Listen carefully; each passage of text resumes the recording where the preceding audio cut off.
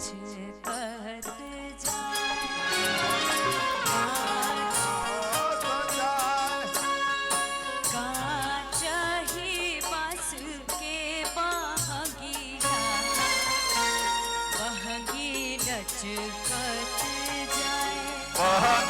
लचकत जाए बिना आजे जी पियरिया दौरा घाटे पहुँचाए दौरा घाटे पहुँचाए काचही बस के बहगिया बहगी लचकत जाए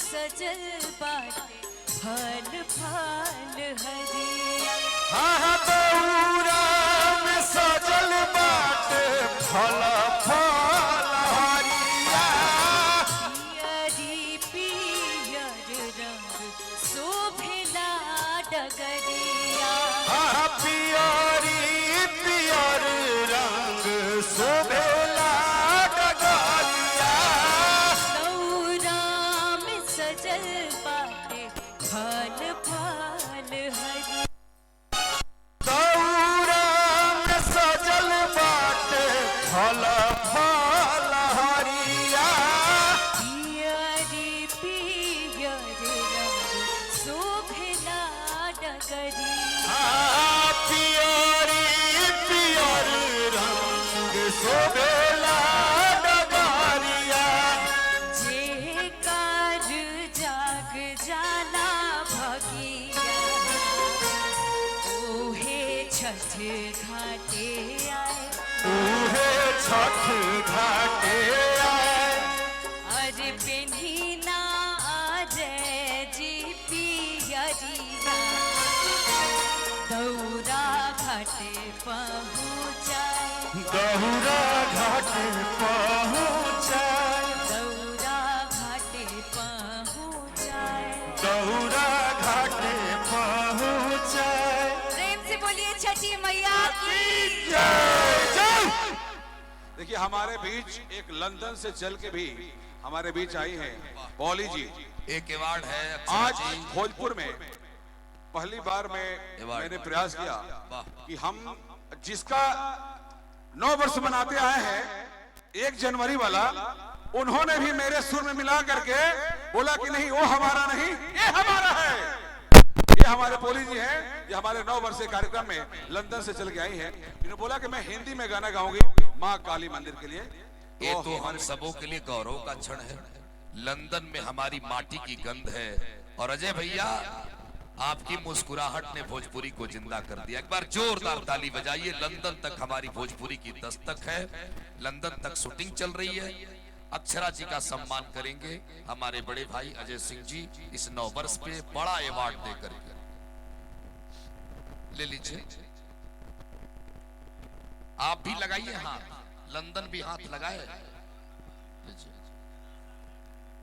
सब समझ रही हैं, ये समझ रही है कि भोजपुरी में झपोली किसको कहते हैं। कहाँ होगा ये खरकटल समझती है, रिसर्च करने आई है।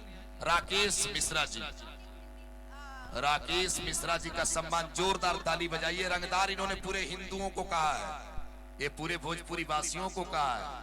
भरतार शब्द जो है संस्कृत से आया है, भरण पोषण करने वाला संस्कृत का शब्द है। भरथरी का भी नाम पड़ा तो भरण पोषण करने वाले। अमरविंद सिंह अभियंता जी और कमलबास जी की पूरी टीम प्लीज मंच पर आ जाए। लेकिन भोजपुरी की सांस्कृतिक विरासत की सबसे बड़ी आप गंगा भी हैं, गायत्री भी हैं और गीता भी हैं। ये देखिए जो आदमी खड़ा है, थोड़ा इंग्लैंड हाथ लगा दे। ये दीपक जी हैं, इनका नाम है दीपक और ये प्रकाश फैलाते रहते हैं। भोजपुरी के अंतः मन की बात है, इसलिए अंतः मन के लिए जोरदार ताली बजा दीजिए जिन्होंने बड़े भाव से आयोजन में सहभागिता निभाई। बहुत बहुत शुक्रिया दीपक सिंह भैया। शुरुआत नए संकल्प हिंदू नववर्ष का छाए रही है और अब ये माइक हिंदुस्तान से चलकर इंग्लैंड पहुंच रहा है। भोजपुरी में क्या कहूं, एक शेर पढ़ता हूं आपके लिए भोजपुरी में, फिर आप गा लीजिएगा। कोरा कागज पे एगो चांद बनौले वाली, ब्यूटीफुल फेस। कोरा कागज पे एगो चांद बनौले वाली, धरती के आज आसमान बनौले वाली। हम जानत आनी कि रउआ हमार है हमरे रहब, यही से रउआ के अपन भगवान बनौले वाले। इंग्लैंड ने शासन किया लेकिन भारत दिल देने में पीछे नहीं हटा, इसलिए ये आई है तो भारत की होके रह जाएंगी। जोरदार ताली बजा के सम्मान दीजिए बखोरापुर की धरती पे। बहुत बहुत अभिनंदन। नमस्ते भोजपुर। नमस्ते नमस्ते नमस्ते वासियों। मैं पोलिना निकोलिनका आप सबके साथ नववर्ष में शामिल होकर बहुत खुश हूँ। जय मां काली, जय मां Kali. Yes, sorry I am Hindi थोड़ा थोड़ा। अच्छा आप सीख जब चिंता मत करें। ओके, गो।